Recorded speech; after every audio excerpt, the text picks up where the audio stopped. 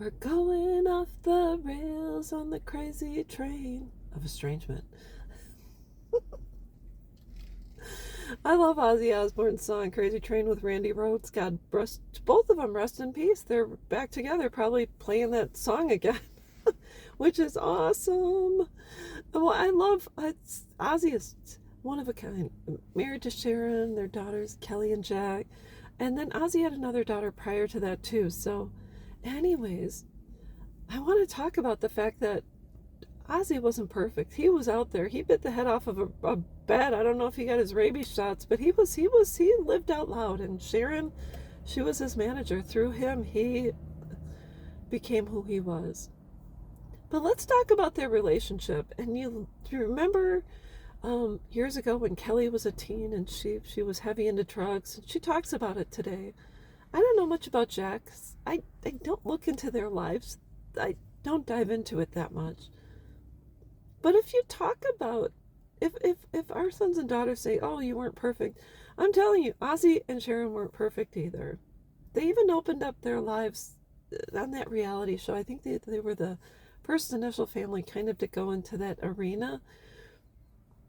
But the one thing you have in their relationship that a lot of us are lacking, Sharon never allowed anyone the opportunity to disrespect Ozzy.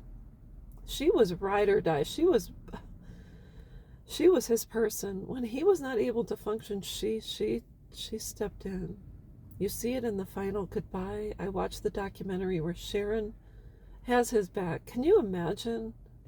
I can't even imagine. And not only that, Ozzy at one point actually cheated on her and she came clean on The View.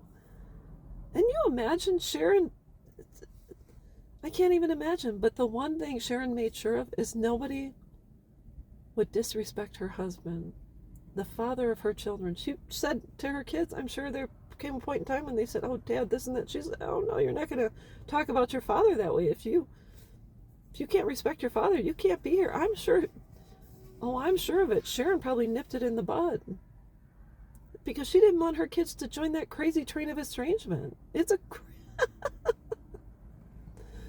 She absolutely not. Ozzy wasn't perfect, but what the heck? So anyways, that's what I wanted to talk about today. We all need a Sharon Osbourne.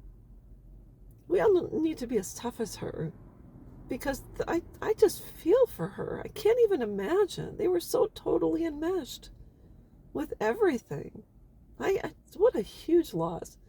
If we all had a Sharon Osbourne, do you think our kids would behave this way? I don't think so.